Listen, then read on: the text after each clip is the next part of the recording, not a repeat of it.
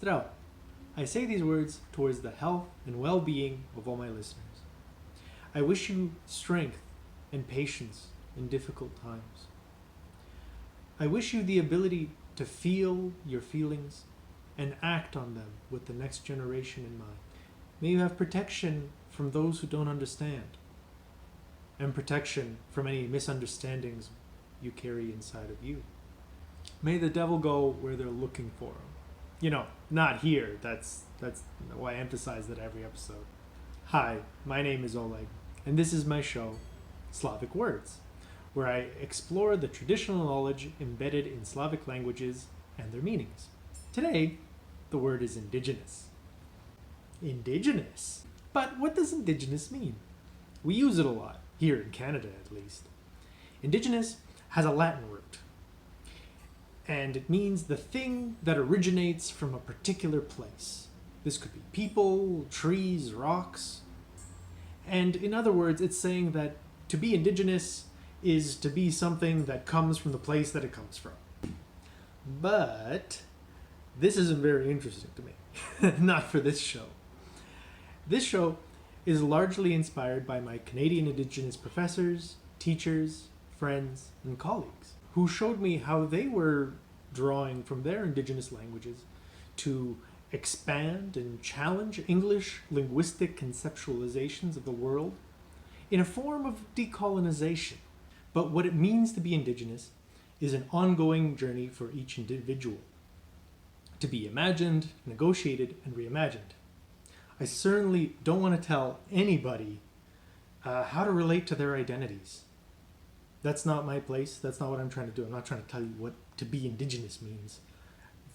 That's something that you got to figure out on your own. My problem is with the English word itself. So we got the Latin root and we got this UN definition that's defined against settler civilization. This is the idea enshrined by the UN definition of the word indigenous, meaning a distinct group of people who maintain distinct cultures from a settler majority in the place of their origin. Being indigenous is legally defined on a government by government basis, and I want to offer a Slavic perspective to show a depth of meaning and relationality that could reflect a different worldview, to challenge English to do better. So let's get into it. Slavic languages are divided in two when it comes to thinking about indigeneity. Both are good. I usually have a favorite. Both are good. Let's start with talking about the more easterly group. This group uses variants of the word koryen, meaning root. So you have the Bulgarian and Ukrainian naselenyi and naselenya, meaning settled on. And then you also have the Russian and Belarusian zhichari and zhitli, meaning to live on. In this concept, to be indigenous means to live on your roots and evokes a connection with the land. In the Bulgarian and Ukrainian versions, I also want to clarify that the settling aspect is not like the English colonial settler idea, but more like the English idea of a settlement, with the root word selo, meaning village, which implicates a community. So this concept of being indigenous connects someone's life not only to the land, but also to the people and communities around them. Additionally, the rooted aspect may be a reference to the Slavic cosmological imagination of the world tree. In this idea, there are three realms of the world that mirror a tree. The canopy of the tree is a heavenly spirit world. The roots are a mysterious underworld, and we live in the trunk that connects the two worlds. If the roots mentioned in this idea of indigeneity are indeed a reference to the world tree, it would imply a connection with the world above, not just the community around you and the roots below you. But it would offer a connection to a world of spiritual power. I'm certain my ancestors wouldn't think of a chopped down tree when they were talking about the roots of their lives, you know. If they were, I'd be stumped.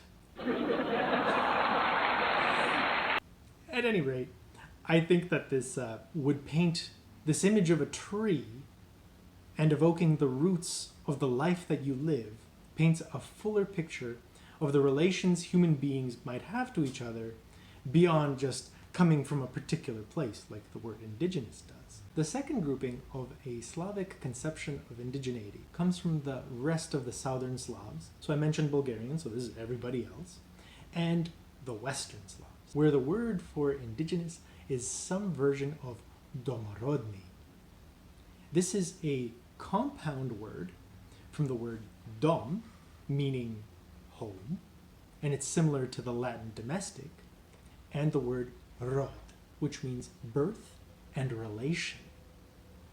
Together, the idea is that indigenous people are those who are born at home. But, there's a lot more to unpack there. It's not just you're born at home. They're not talking about house births here. There's more going on. Although the dom aspect is important to this concept, there's a distinction being drawn when you choose the word for home rather than house. The word home here isn't the focus, and that's exemplified in Polish. Polish is always special. In this context, Polish is an outlier as they only use the word rodzime, dropping the dom aspect altogether. And instead, it focuses on the reproductive and relational aspect of indigeneity. The root rod is a complex and very important word for Slavic people. Rod is the name of the Slavic creator god.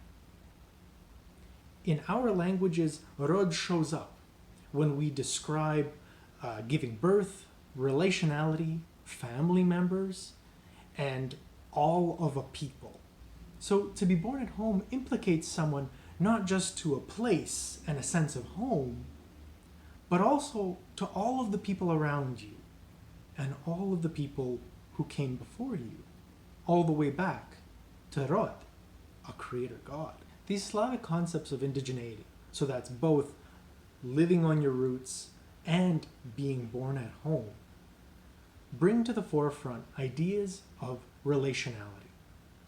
That is, to the communities around us, to the land that we come from, and to a more holistic idea of spiritual personhood.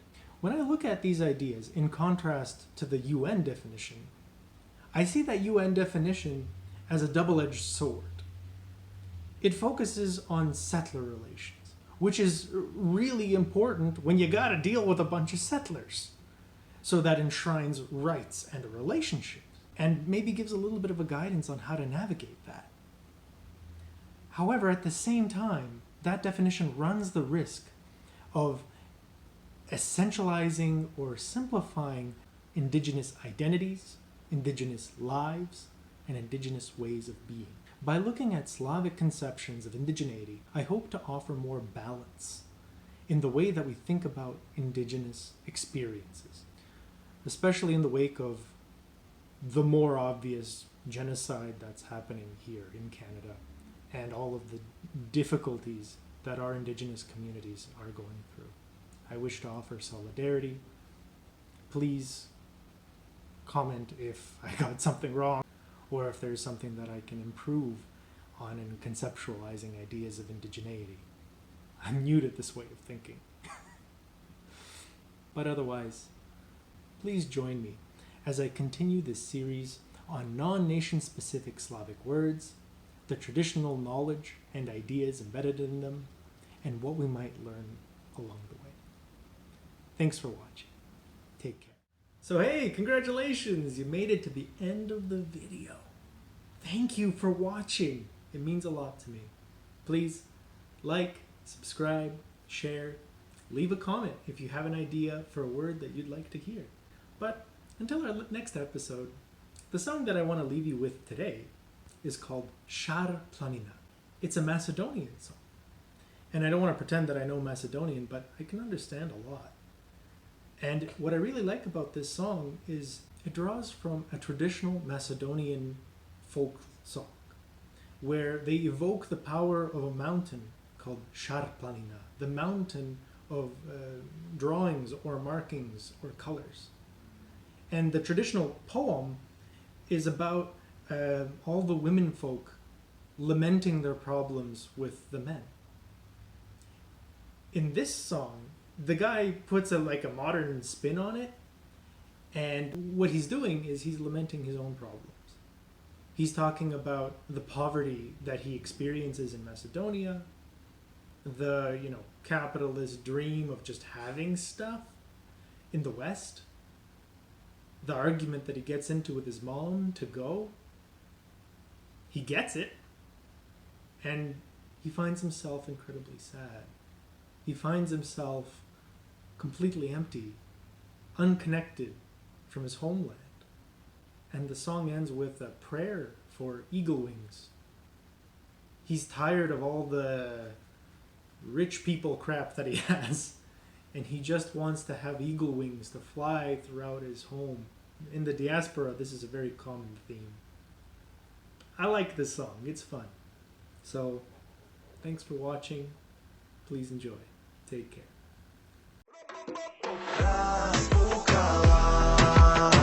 Razbukala šar planina, ajde razbukala.